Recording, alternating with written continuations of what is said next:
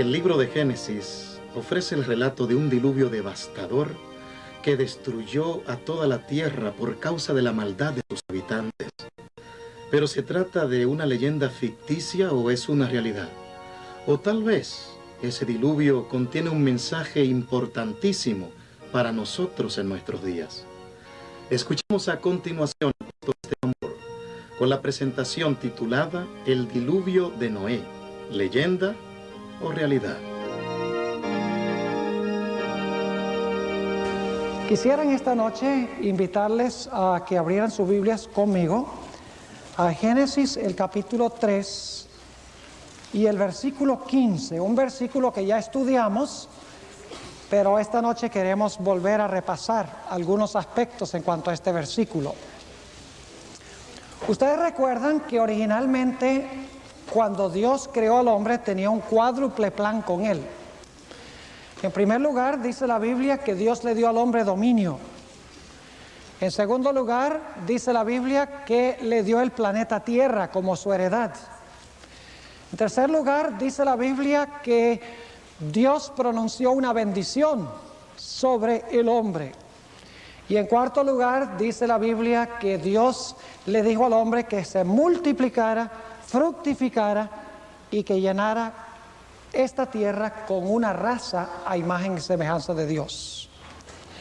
Pero ustedes recuerdan que cuando estudiamos el tema sobre Génesis 3:15, el diablo tuvo éxito en tentar a nuestros primeros padres, Adán y Eva, y los llevó a pecar y les quitó lo que originalmente Dios les había concedido. En lugar de tener dominio, ahora Satanás tomó el dominio. En lugar de la tierra, Satanás se poseyó de la tierra. En lugar de la bendición, vino la maldición. Y en lugar de multiplicar una raza santa y pura a imagen de Dios, el hombre empezó a proliferarse, pero en una raza impía e inicua. Pero Dios, en Génesis 3:15, vino al huerto y le dijo a Satanás, si ustedes recuerdan este versículo que estudiamos, le dijo a Satanás: si Satanás, tú le has quitado al hombre el dominio, le has quitado la tierra, le has quitado la bendición y te vas a reproducir en una raza impía e inicua. Pero yo quiero decirte que a este mundo yo voy a mandar una simiente nacida de mujer. Yo voy a mandar a este mundo un hombre nacido de mujer. Y ese hombre te va a hacer la guerra. Y en esa guerra él te va a aplastar la cabeza. Y tú solamente le vas a poder herir a él en el calcañar. Cuando Satanás escuchó estas palabras, se llenó de ira. Y no solo de ira, sino también de temor. Porque él sabía que si esa simiente venía al mundo, que probablemente esa simiente le iba a aplastar la cabeza. Así que desde que Dios pronunció esas palabras, de que él iba a mandar la simiente a aplastarle la cabeza a Satanás, Satanás propuso en su corazón de que él no iba a permitir que esa simiente viniera al mundo.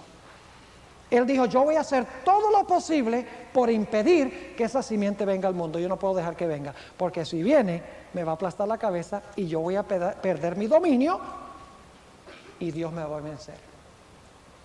Así que desde ese momento Satanás dijo: yo no voy a permitir que la simiente venga al mundo.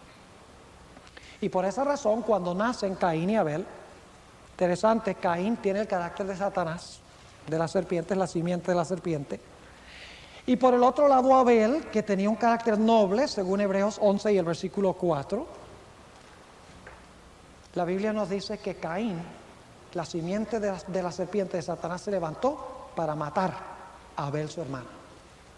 Pero esto no fue solamente acto de Caín, este fue acto de Satanás.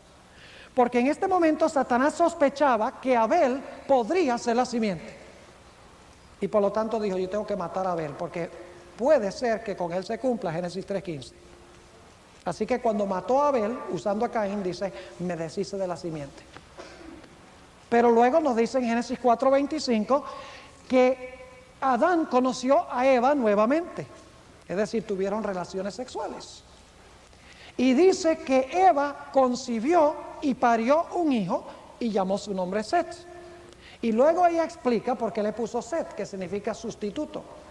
Dijo: porque Dios me ha dado otra simiente en lugar de Abel, a quien mató Caín.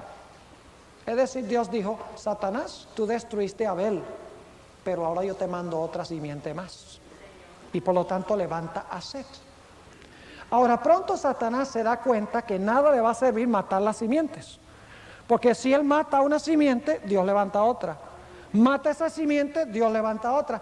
Él dice: tiene que haber un método mejor para impedir que esa simiente prometida venga, para aplastarme la cabeza. Y por lo tanto implementó un plan mucho más diabólico. Dijo: en vez de destruir a la simiente, en vez de matar a la simiente, yo voy a usar otro método. Y de ese método vamos a estudiar en unos momentos. Pero permítame mencionarles que Satanás, desde el mismo comienzo, según la Biblia, quería impedir terminantemente que esa simiente viniera. Toda la batalla del Antiguo Testamento tiene que ver con ese versículo. Todo lo que hace Satanás lo está haciendo para impedir que se cumpla ese versículo, porque si ese versículo se cumple, él queda completamente destruido y pierde su dominio. Y por lo tanto Satanás dice: yo tengo que destruir la posibilidad de que esa simiente venga. Busquen en sus Biblias conmigo el libro de Génesis, el capítulo 6. Y vamos a leer el versículo 1 y el versículo 2. Génesis 6 y el versículo 1 y 2. Dice: y acaeció que cuando comenzaron los hombres a multiplicarse sobre la faz de la tierra, y les nacieron hijas, viendo los hijos de Dios que las hijas de los hombres eran hermosas, tomáronse mujeres escogiendo entre todas. Ahora yo quiero que ustedes noten aquí que dice, habla de dos grupos: los hijos de Dios y las hijas de ¿qué? Y las hijas de los hombres. Ahora hay una tradición judía antigua que no es bíblica y que sostienen hoy en día también muchas iglesias cristianas, y es la idea de que los hijos de Dios en este pasaje representa ángeles y que las hijas de los hombres eran mujeres humanas y que los ángeles descendieron del cielo, supuestamente los hijos de Dios, y tuvieron relaciones sexuales con las mujeres humanas, con las hijas de los hombres, y eso produjo una raza híbrida, lo que la Biblia llama gigantes. Ahora, esa interpretación no es bíblica. El libro de Génesis es el libro de las dos simientes. Recuerdan que en Génesis 2 y 3 tenemos hojas de higuera, pieles de cordero. En Génesis 4 tenemos Caín y Abel. Aquí tenemos los hijos de Dios, las hijas de los hombres. Más adelante tenemos los que construyeron la torre de Babel y Abraham. Luego tenemos Isaac e Ismael, Jacob y Esaú, José y sus hermanos. Es decir, el libro de Génesis es el libro de las dos simientes: la simiente de la serpiente y la simiente de la mujer. Ahora la pregunta surge: ¿quiénes son estos hijos de Dios y quiénes son las hijas de los hombres? No pueden ser ángeles los hijos de Dios, sencillamente porque Jesús dijo que los ángeles no se procrean. La Biblia lo dice claramente. Jesús dijo que los ángeles no se casan, ni se dan en casamiento, que no pueden ser ángeles. Pero hay otras dos razones por las cuales sabemos que los hijos de Dios no son ángeles. Las hijas de los hombres sí son humanas, pero los hijos de Dios también son seres humanos. Ahora, ¿quiénes son los hijos de Dios y quiénes son las hijas de los hombres? Los hijos de Dios tienen que ser los de la simiente de la mujer, los de la simiente santa. Y las hijas de los hombres tienen que ser las que vienen según el linaje de Caín, o la simiente de la serpiente. Y ustedes dicen: ¿cómo sabemos eso? Sencillamente porque esto hay que entenderlo a la luz de su contexto. Ahora, si ustedes notan Génesis 4, van a encontrar en Génesis 4 la genealogía de Caín. ¿Sabe lo que es una genealogía, verdad? Es la línea de descendientes de Caín. Y en Génesis 5 tenemos el linaje de Set. Noten, Génesis 4, el linaje de Caín. Génesis 5, el linaje de Set. Y entonces en Génesis 6, los hijos de Dios y las hijas de los hombres. En otras palabras, las hijas de los hombres representan a el linaje ¿de quién? De Caín o de la serpiente. Porque ustedes miran el linaje de Caín, era pura gente mala. Eran polígamas, eran asesinos, ustedes pueden leerlo allí en Génesis 4. Eran vengativos, es más, Lamec, el séptimo desde Adán, en el linaje de Caín, dice que era un personaje muy vengativo. Dijo, eso de que hay que perdonar 70 veces 7, como dijo Cristo, olvídense, dice, yo voy a vengarme 70 veces 7.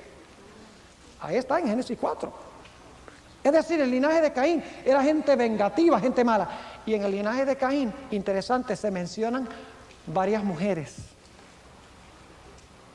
En las genealogías nunca se incluían mujeres. En la genealogía de Génesis 5 no hay mujeres. Las hijas de los hombres. Y los nombres que tienen las mujeres en la genealogía de Génesis 4 es interesante. Una de ellas, su nombre significa belleza. Y en Génesis 6 dice que vieron que las hijas de los hombres eran ¿qué? Hermosas. Es decir, que las hijas de los hombres son las descendientes de Caín. Notemos dos versículos que usan una expresión muy semejante. Génesis 11. Génesis 11, y vamos a leer lo que dice en el versículo 5, para ver quiénes son los hijos de los hombres, o las hijas de los hombres.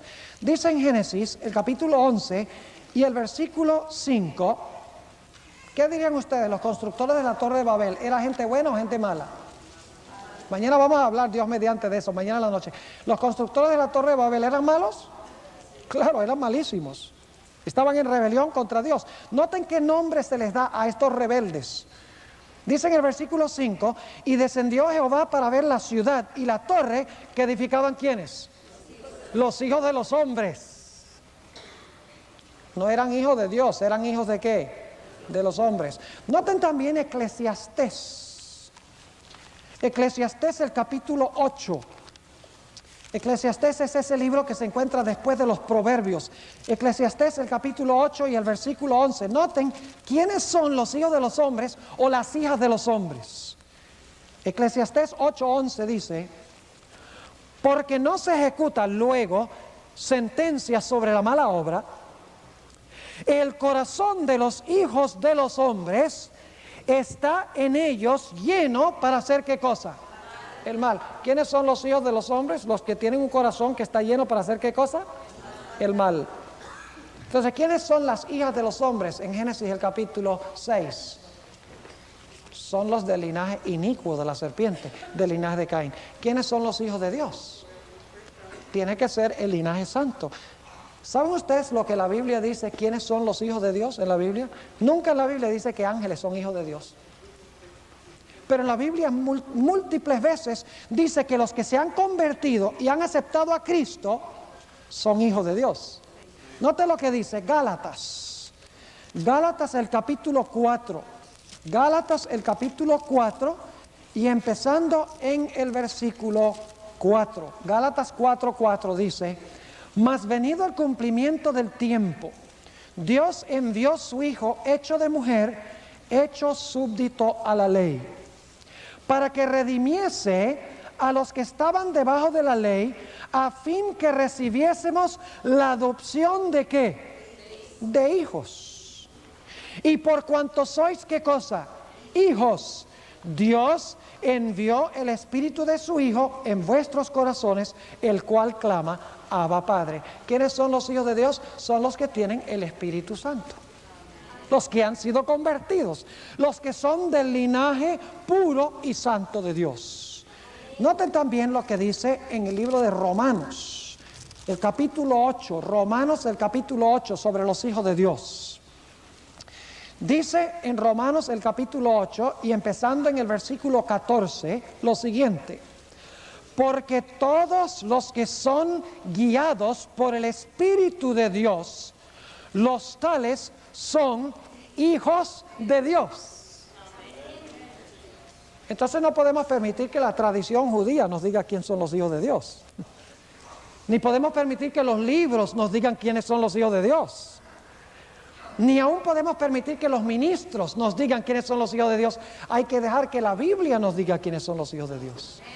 Así que por estas tres razones: primero, porque los ángeles no se procrean; segundo, porque la Biblia dice que los hijos de Dios son los que han aceptado a Cristo y tienen el Espíritu Santo; y tercero, porque el contexto está hablando del linaje santo de Set. Sabemos que los hijos de Dios son la simiente de la mujer. Y sabemos que las hijas de los hombres o los hijos de los hombres representan la simiente de Satanás o el linaje de Caín. ¿Está claro este punto? Ahora, vamos a hablar un poquito de la condición del mundo antes del diluvio, porque yo quiero mostrarles lo que Satanás está tratando de hacer antes del diluvio. Está tratando de hacer algo muy importante.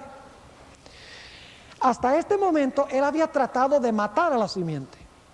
Usó a Caín para matar a Abel, pero Dios trajo otra simiente. Así que el diablo dice: de nada me vale matar la simiente si Dios trae otra al mundo. Yo tengo que usar otro método. Así que lo que hizo Satanás fue mezclar las dos simientes. ¿Me están entendiendo? Porque él dice: si yo mezclo la simiente mala con la simiente buena, últimamente la simiente mala absorbe la buena. Y si el linaje santo es absorbido por el mal, entonces no va a haber ningún linaje a través del cual traer al Mesías al mundo. ¿Están entendiendo la estrategia de Satanás? Hay una estrategia escondida, una agenda escondida aquí. Lo que Satanás está haciendo es mezclando el linaje santo con el linaje corrompido para que el linaje santo se corrompa y entonces no haya ninguna simiente a través de la cual traer al mundo a Jesús. Mezcla las dos simientes. ¿Casi tiene Satanás éxito? Hablemos un poquito del mundo antes del diluvio. Entre la creación y el diluvio pasaron aproximadamente 1656 años, según la cronología de Génesis 5. 1656 años.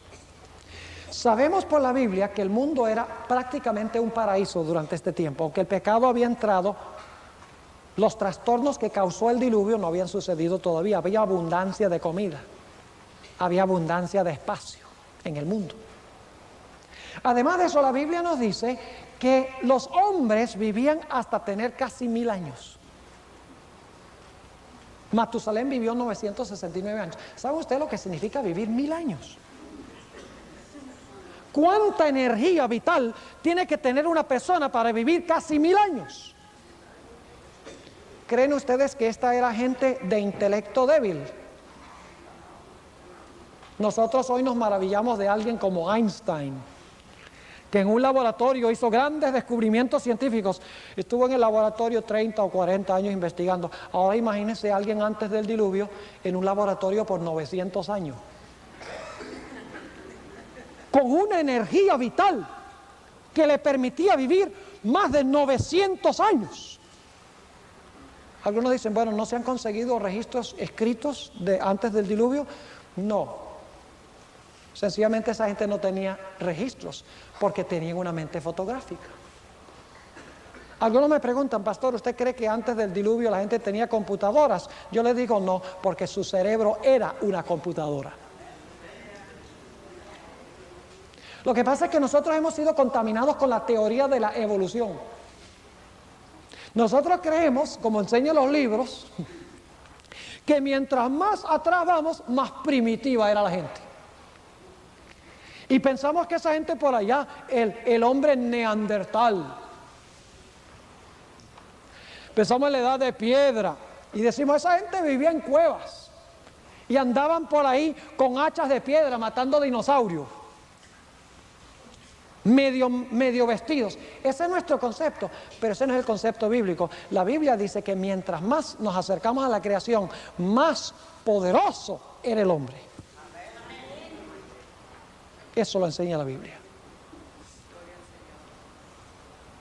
Ahora la Biblia nos dice entonces que esta gente era una civilización extraordinaria. Dice que produjo gigantes. Y esa palabra gigantes no quiere decir solamente gigantes de estatura, quiere decir gigantes en intelecto. Lo único es que en Génesis 6:5 dice que usaban todo esto para hacer de continuo solamente el mal.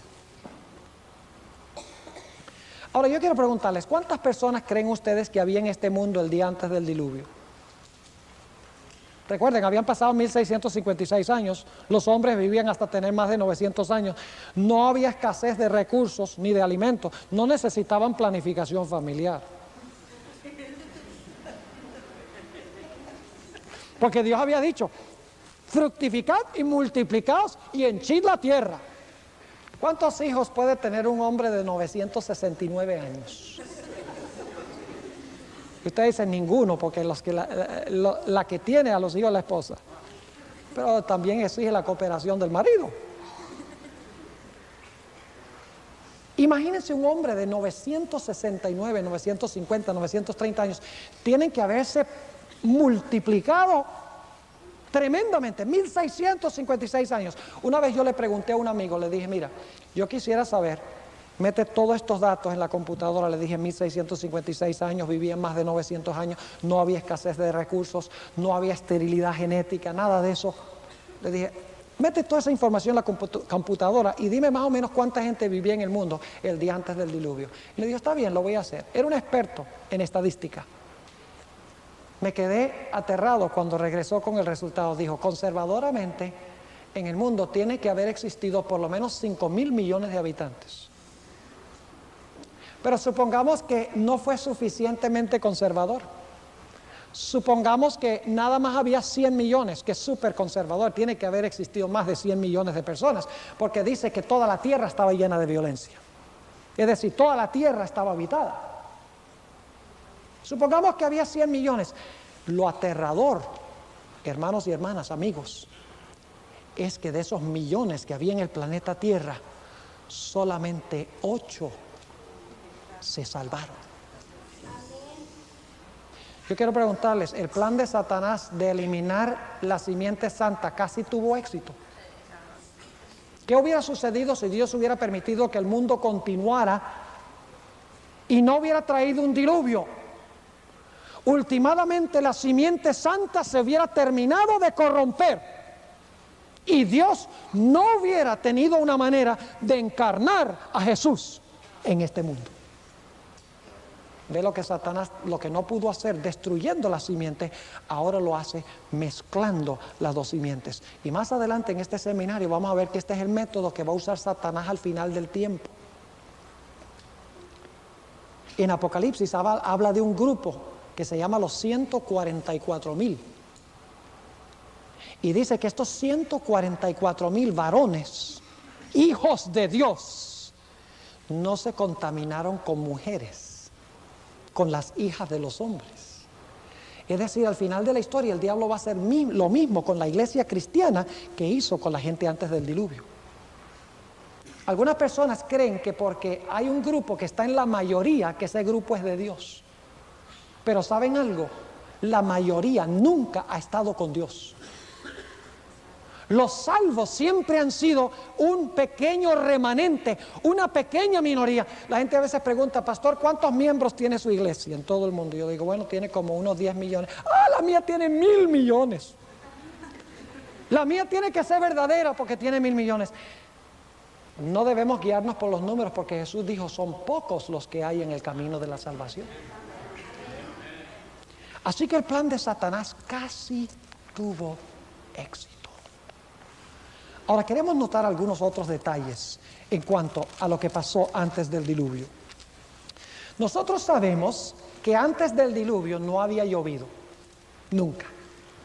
Y usted dice, entonces, ¿cómo se regaba la tierra? Bueno, déjeme repasar los datos. En Génesis 1:2 dice que cuando Cristo fue a crear este planeta, el planeta estaba lleno de agua, totalmente cubierto de agua. Ahora surge la pregunta, ¿qué se hizo toda esa agua? Bueno, Génesis 1:7 dice que el tercer día Dios tomó parte del agua que estaba en la tierra y la puso arriba.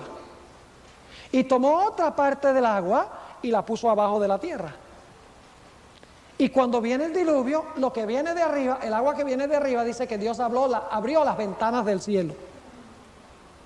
¿Ve? Él puso el agua ahí arriba y cerró las ventanas. Y puso agua abajo de la tierra y la encerró allí. Para mandar el diluvio, Dios no tuvo que inventar agua. Sencillamente Dios tomó el agua que había colocado arriba y la trajo abajo. Y el agua que había colocado abajo la volvió a subir. Y el mundo quedó otra vez cubierto con agua como antes de la creación. Y usted dice, pero si no había llovido, ¿cómo era regada la tierra? Pero lo interesante es que Dios había hecho un automatic sprinkler system. Un sistema de regar automáticamente, como cuando ustedes en algunas de sus casas tienen ese sistema automático, se prende a ciertas horas. Dice en Génesis 2, 5 y 6 que a ciertas horas del día subía un vapor de la tierra y regaba toda la tierra.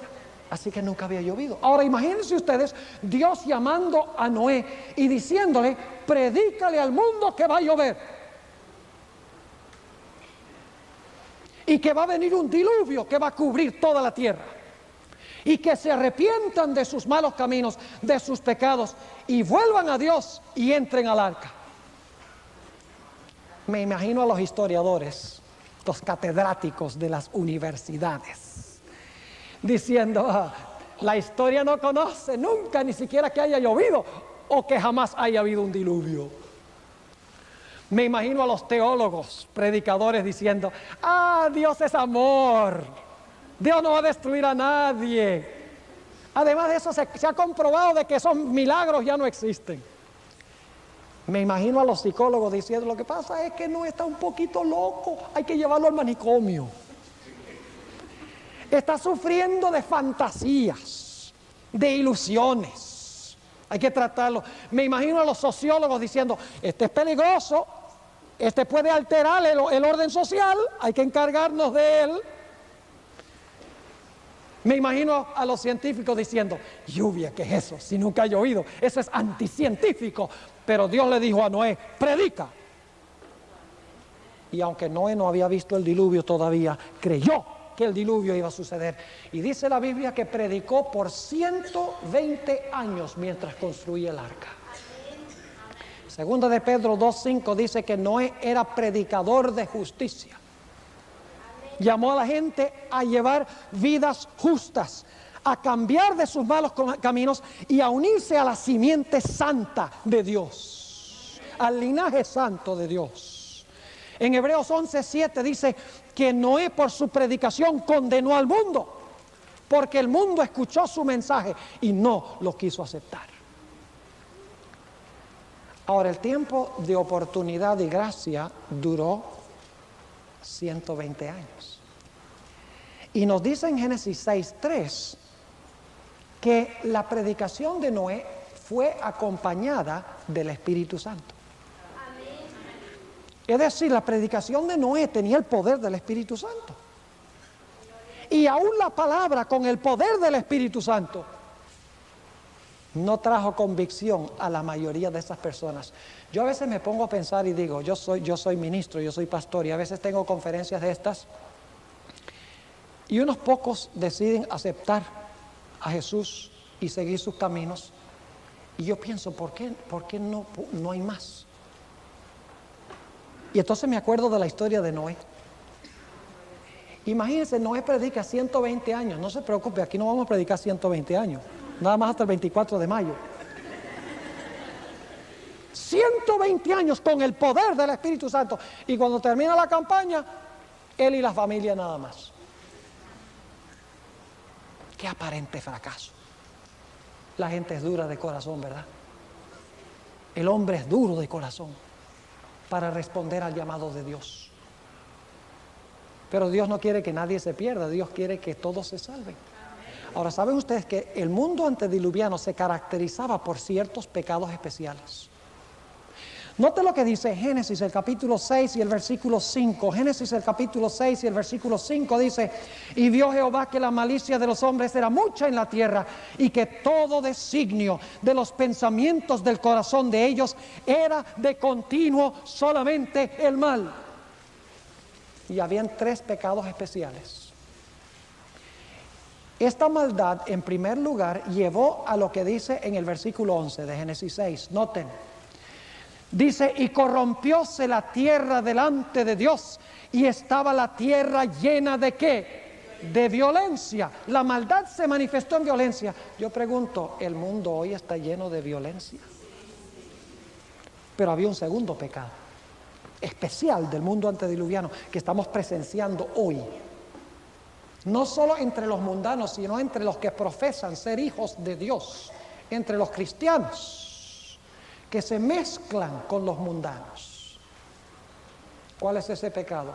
En Génesis no lo dice directamente, pero podemos saber que ese pecado existía porque nuestro Señor Jesucristo dijo en Lucas 17, como en los días de Noé, así será la venida del Hijo del Hombre. Y luego dijo, como en los días de Sodoma y Gomorra, así será la venida del Hijo del Hombre. Es decir, la condición del mundo antes del diluvio era la misma condición que existía en los días de Sodoma y Gomorra. Así que sabemos que los pecados de Sodoma y Gomorra eran los mismos pecados de los antediluvianos. ¿Cuál era uno de los grandes pecados de Sodoma y Gomorra y del mundo antediluviano? Uno de ellos era la homosexualidad. Y no tienen ustedes que ir muy lejos de acá para encontrar eso. En abundancia. Aquí mismo, al noroeste de California. Y ustedes, ¿dónde dice la Biblia eso? ¿Ustedes recuerdan cuando Lot recibió a los dos ángeles que vinieron a su casa? Todos los hombres de la ciudad se reunieron afuera de la casa de Lot y le dijeron, sácanos a esos dos hombres. Esto está en Génesis 19:9. Sácanos a esos dos hombres porque queremos conocerlos. Y no crean ustedes que querían conocerlos como yo los conozco a ustedes. ¿Recuerdan que leímos que dice que Adán conoció a su mujer y concibió un hijo? En la Biblia, en el Antiguo Testamento, conocer significa tener relaciones sexuales. Es decir, esos hombres depravados estaban diciendo, sácanos a los ángeles para que podamos tener relaciones homosexuales con ellos. Y fíjense que el mismo Lot se había corrompido. Porque luego le dice, no, los hombres no. Tengo dos mujeres, dos hijas que no han probado varón. Tengan con ellas. ¿Qué padre haría eso con sus hijas? Qué terrible. Homosexualidad. La palabra sodomía viene de Sodoma. Además de eso se practicaba el incesto. Dicen, ¿cómo sabemos eso? Porque en Génesis 19, 35 al 38 dice que después que Lot salió con sus hijas de Sodoma y se salvaron, dice que las mismas hijas emborracharon a su papá para tener relaciones sexuales con su propio padre. Incesto. ¿Ustedes creen que hoy en día el mundo tiene problemas en el área del sexo? Nada más tienen que prender la televisión para ver que hay tremendos problemas en esa área en el mundo. El mundo está lleno de violencia, está lleno de depravación sexual. Pero además de eso había un tercer pecado que encontramos en el libro de Ezequiel. Ezequiel el capítulo 16. Ezequiel 16 y el versículo 49 y también el versículo 50. Ezequiel 16, 49 y 50. Dice, he aquí que esta fue la maldad de Sodoma tu hermana. Soberbia. ¿Sabe lo que es soberbia? Es un orgullo petulante, soberbia. ¿Qué más? ¿Hartura de qué? Hartura de pan y abundancia de qué? De ociosidad. Hoy no tenemos ese problema en el mundo. Y luego dice en la última parte del versículo, y no corroboró la mano del afligido y del menesteroso.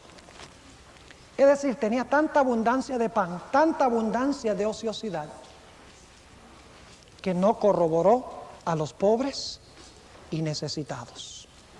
¿Estamos viendo esos mismos pecados en el mundo hoy en día? Abundancia de ociosidad, soberbia contra Dios. Claro que sí. Y como resultado se ignoran a los pobres y los necesitados. Exactamente. Ahora yo quiero que ustedes noten, vamos otra vez a Génesis. Y vamos a notar algunas cosas muy importantes. Hay 3 puntos de tiempo que yo quiero que nosotros entendamos de esta historia antes de ir al Nuevo Testamento. El primer periodo de tiempo es cuando la puerta de la oportunidad está abierta. Noé está predicando, el Espíritu Santo está acompañando el mensaje de Noé y la gente está escuchando el mensaje. Yo pregunto, durante esos 120 años, ¿cualquiera que quisiera podía responder al mensaje y aceptar y salvarse? Claro que sí. Es decir, tenemos el tiempo de gracia, el tiempo de oportunidad, cuando la puerta de la salvación está abierta, cuando se está predicando el mensaje e invitando a la gente a venir a Dios. Pero hay un segundo momento de tiempo. Noten Génesis 7:16. Y dicho sea de paso, antes de leer Génesis 7:16, ¿saben algo muy interesante? Dios hizo un tremendo milagro para corroborar el mensaje de Noé. Porque la Biblia dice que los animales vinieron al arca. Ahora imagínense eso. La versión de Hollywood, que no es la autorizada, muestra a Noé con sus hijos allá alando, tirando de los leones y de los elefantes para traerlos al arca. La Biblia no dice eso, la Biblia dice que en orden perfecto los animales de dos en dos vinieron a Noé al arca. Tremendo milagro. Imagínense, los animales entran y los hombres no. Los animales tenían más sensibilidad que los seres humanos. Los animales escucharon la voz de Dios y los seres humanos no. Yo creo que hay una gran lección para nosotros allí. Los hombres se habían vuelto peores que bestias brutas, porque su corazón estaba totalmente endurecido en el pecado. Pero tremendo milagro de Dios. Los antediluvianos estaban presenciando eso, viendo eso. ¡Qué bárbaro! Viendo cómo venía el mensaje de Noé y viniendo los animales de dos en dos, en perfecto orden. Ahora yo quiero que ustedes noten el segundo punto de tiempo. Génesis 7. Y el versículo 16 dice, y los que vinieron, macho y hembra, de toda carne vinieron, como le había mandado Dios. Y ahora noten, y Jehová le cerró la puerta. ¿Quién cerró la puerta del arca? Jehová. Déjenme preguntarles, cuando se cerró la puerta, ¿se terminó la oportunidad para los antediluvianos? Claro que sí. La predicación terminó cuando la puerta se cerró, ya la predicación terminó.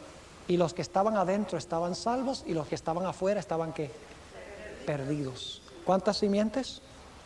2. ¿No creen ustedes que es posible ser simiente de Satanás o ser simiente de Dios y entonces estar en la cerca para ver a cuál lado caigo? Jesús dice, yo quiero que tú seas o frío o caliente, bueno o malo, simiente de la mujer o simiente de la serpiente. No puedes estar en la mitad. Ahora, aquí viene lo interesante. Después de predicar 120 años con el poder del Espíritu Santo, después que se cierra la puerta, el mismo momento que se cerró la puerta comenzó a llover. ¿Están siguiendo o no? ¿Comenzó a llover apenas se cerró la puerta? ¿Cuánto tiempo pasó antes de que empezara a llover? Vamos a leer lo que dice la Biblia, Génesis 7 y el versículo 4.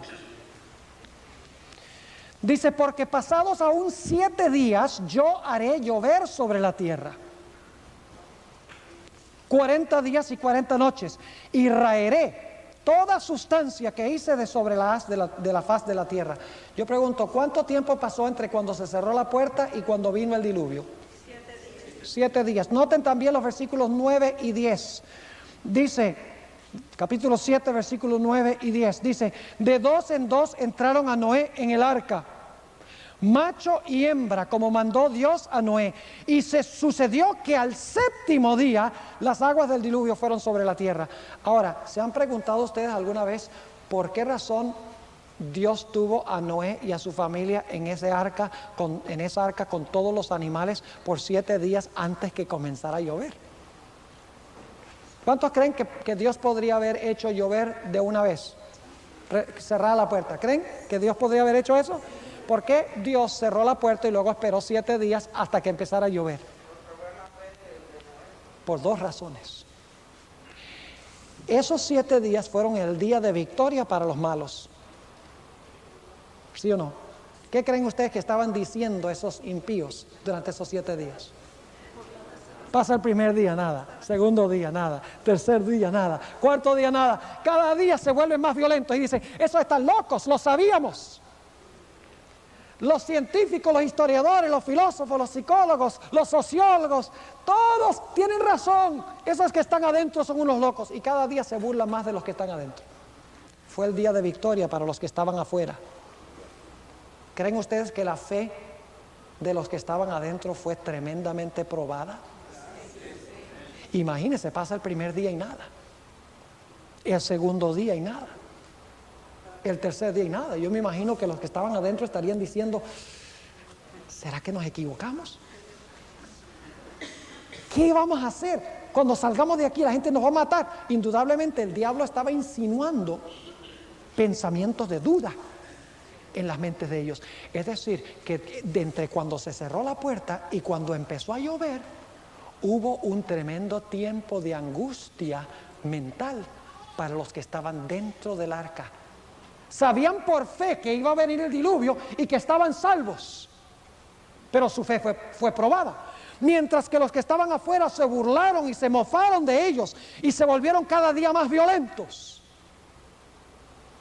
3 puntos de tiempo: cuando la puerta está abierta, cuando la puerta se cierra y cuando comienza a llover.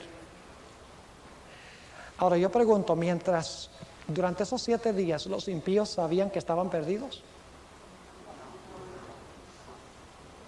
¿Siguieron su vida como de costumbre? ¿Su vida rutinaria? Como todos los días, comiendo y bebiendo, casándose y dando en casamiento, plantando y edificando, comprando y vendiendo. Claro que sí. Inconscientes de que la puerta se había cerrado y que estaban ¿qué? Perdidos. Ahora vayan conmigo al libro de Mateo. El libro de Mateo, el capítulo 24. San Mateo, el capítulo 24. Y vamos a leer el versículo 4. ¿Saben ustedes a quién le está hablando Jesús, Mateo 24?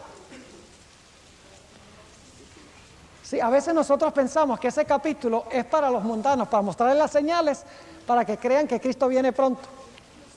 Y ciertamente lo podemos usar así, no es que no lo podamos usar así. Pero en realidad Mateo 24 fue dirigido al círculo de los seguidores más cercanos de Jesús, sus discípulos. Note lo que dice Mateo 24:4. Y respondiendo Jesús les dijo: mirad que nadie os engañe. A ustedes, mis discípulos, que nadie os engañe. ¿Es posible entonces que el diablo engañe a los cristianos? Ahora note lo que dice el versículo 37. El versículo 37, 24:37. Dice: mas como en los días de Noé, así será la venida del Hijo del Hombre. ¿Qué es lo que está comparando? Lo que pasó en el diluvio y lo que va a pasar ¿cuándo? Cuando Cristo venga. ¿Hay una comparación entonces entre el diluvio y lo que va a pasar en relación con la segunda venida? Claro que sí. Ahora note lo que sigue diciendo. Versículo 38, porque como en los días antes del diluvio estaban comiendo y bebiendo, casándose y dando en casamiento, y Lucas añade en el capítulo 17, dice estaban plantando y edificando, comprando y vendiendo. Es decir, lo que se está enfatizando es que estaban llevando adelante su vida como de costumbre. Estaban llevando adelante su vida rutinaria. Y ahora yo quiero que ustedes noten, hay una palabrita que se usa 2 veces en estos 3 versículos, versículos 37, 38 y 39. Es una palabra de tiempo. La palabra hasta. Versículo 38, porque como en los días antes del diluvio estaban comiendo y bebiendo, casándose y dando en casamiento. Hasta el día que Noé ¿qué? Entró en el arca. ¿Cuál es el primer punto de tiempo? El primer hasta indica el momento cuando Noé ¿qué? Entró al arca. Versículo 39. Y no conocieron. ¿Quiénes no conocieron? ¿Quiénes no conocieron? Los que estaban afuera. Y no conocieron hasta que vino ¿qué? El diluvio y se los llevó a todos. No conocieron ¿qué? Hasta que vino el diluvio. ¿Qué fue lo que no conocieron los que estaban afuera hasta que vino el diluvio? Entre cuando entró Noé al arca y cuando comenzó a llover. ¿Qué es lo que no sabían? ¿Qué no conocían? Que ellos estaban ¿qué? Perdidos. Y luego dice, así será también la venida del Hijo del Hombre. Ahora mi pregunta es, antes de que Cristo venga, ¿se va a cerrar la puerta de la oportunidad en el mundo? Sí, porque algunos cristianos dicen, oh, hasta que vea a Cristo venir en las nubes, ay, perdón, Señor. Y entonces Él me va a llevar. Pero la Biblia enseña que antes de que Cristo venga en las nubes, como antes del diluvio, se va a cerrar la puerta de la oportunidad. Y en este mundo van a vivir juntos los perdidos y los salvos. Y los perdidos, esto lo vamos a estudiar en este seminario, los perdidos se van a mofar y se van a burlar de los hijos de Dios. Y se van a levantar con la intención de destruirlos. Y la fe de los hijos de Dios durante este periodo será severamente probada. Pensarán, ¿será que Dios nos ha abandonado? ¿Será que Cristo no va a venir para salvarnos? Va a suceder lo mismo que sucedió antes del diluvio. Porque Jesús dijo, como en los días de Noé, así será también la venida del Hijo del Hombre. Saben que en el libro de Mateo habla de la venida de Jesús como la visita de un ladrón.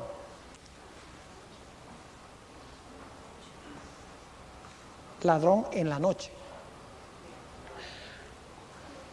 ¿Qué pasa cuando viene un ladrón en la noche? ¿Qué pasa con ustedes? ¿Qué están haciendo?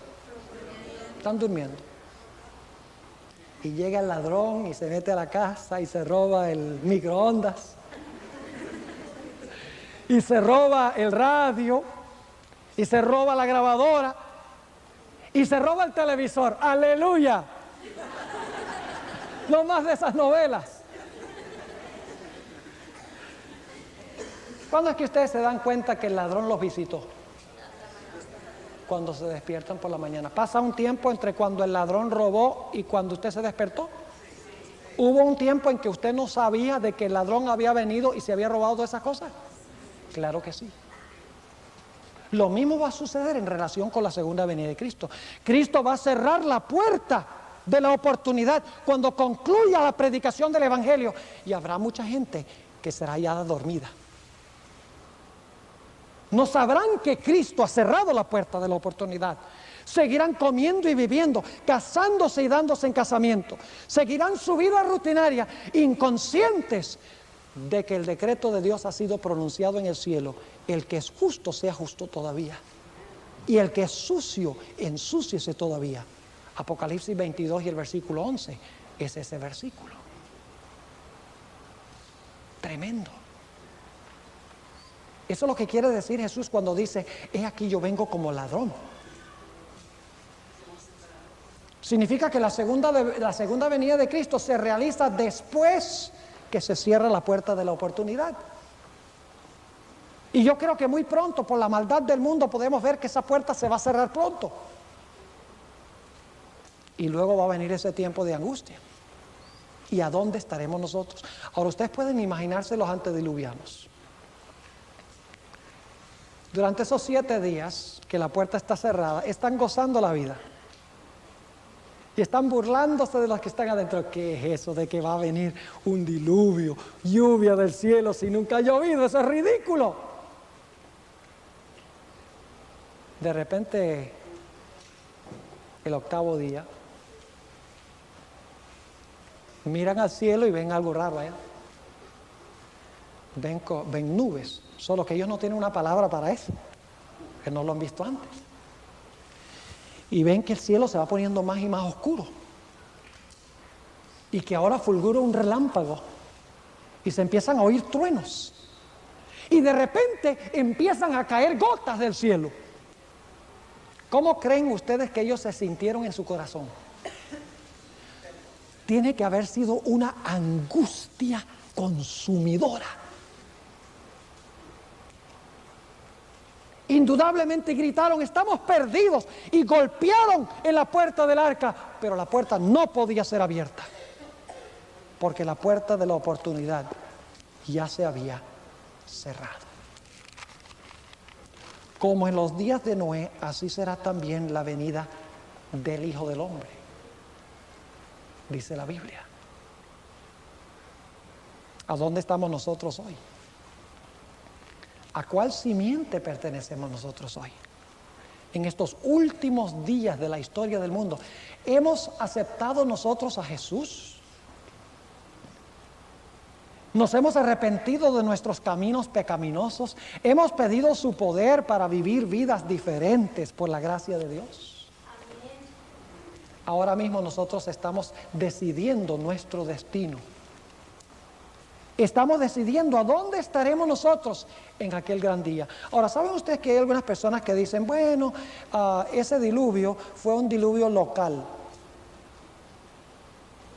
Eso fue un diluvio por allá en el Medio Oriente, allá en el valle de Mesopotamia. Pero la Biblia no dice que fue un diluvio local. Si ustedes leen Génesis 7, hay muchas indicaciones de que esto fue un diluvio que destruyó todo el mundo, un diluvio universal.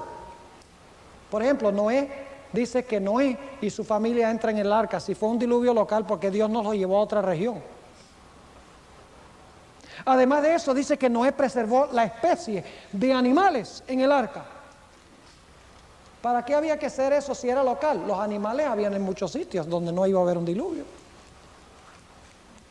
Además dice que los montes más altos fueron cubiertos hasta 15 codos de agua por encima del monte más alto. 15 codos son 22 pies y medio de agua por encima del monte más alto. Dice además, toda carne murió, todo ser debajo del cielo murió, dice allí en el capítulo 7. La razón por la cual muchos quieren hacer de esto un diluvio local por allá es porque no lo quieren aceptar como una advertencia de algo que va a suceder a nivel mundial muy pronto cuando Cristo venga en las nubes del cielo. Amén. Vamos como nuestro último pasaje esta noche a 2 de Pedro, el capítulo 3, 2 de Pedro, el capítulo 3. Y vamos a leer unos versículos allí en cuanto a la actitud que va a tener la gente cuando Cristo esté próximo a venir. Dice en 2 de Pedro, el capítulo 3, y vamos a empezar leyendo en el versículo 3. Sabiendo primero esto, que en los postrimeros días vendrán burladores, andando según sus propias concupiscencias. La gente antes del diluvio era así, andaba de acuerdo a sus propias concupiscencias. Versículo 4, y diciendo, ¿dónde está la promesa de su advenimiento? ¿Dónde está la promesa de su venida? Van a decir. Porque desde el día en que los padres durmieron, todas las cosas permanecen así como desde el principio de la creación. Dice, cierto, ellos ignoran voluntariamente. ¿Ignoran cómo? Entonces, ¿son culpables si ignoran voluntariamente? Claro que sí. Cierto, ellos ignoran voluntariamente que los cielos fueron en tiempo antiguo, y la tierra que por agua y en agua está sentada por la palabra de Dios, por lo cual el mundo de entonces pereció anegado en agua. Es decir, ellos olvidan que hubo un diluvio que destruyó todo el mundo, los que hoy en día se burlan de su advenimiento. Versículo 7, mas los cielos que son ahora y la tierra son conservados por la misma palabra, guardados para el fuego en el día del juicio y de la perdición de los hombres impíos. Y luego dice en el versículo 9, el Señor no tarda su promesa, como algunos la tienen por tardanza, sino que es paciente para con nosotros, no queriendo que ninguno perezca, sino que todos procedan al arrepentimiento. Jesús viene pronto. Las señales del mundo así lo indican. La pregunta clave es, ¿dónde estaremos nosotros cuando se cierre la puerta? ¿Estaremos con Jesús? ¿Amamos su venida? Dios quiera que sí. Ahora quisiera concluir mencionando que cuando Dios envió el diluvio, Él limpió la tierra. Los 8 que preservó fueron en realidad del linaje santo. Pero como vamos a estudiar mañana en la noche, poco después del diluvio, el diablo nuevamente estaba tratando de mezclar las dos simientes para tratar de impedir que viniera el Mesías que se había prometido en Génesis 3:15. Mañana en la noche vamos a estudiar el tema sobre la Torre de Babel. Y vamos a ver que en la Torre de Babel, en ese episodio, hay dos simientes. Están los constructores de la torre y está otro personaje que Dios manda salir de allí, que es Abraham. Y vamos a ver que este es el trasfondo del llamado que hace Dios en el libro de Apocalipsis para salir de Babilonia, cuando Él dice, salid de ella, pueblo mío. Amén. Así que los planes de Dios no fueron frustrados. Dios purificó la tierra, preservó su simiente, a través de la cual iba a introducir al Mesías al mundo. Amén. Dios siempre tiene un remanente. Lo importante es que nosotros estemos en ese remanente del Señor.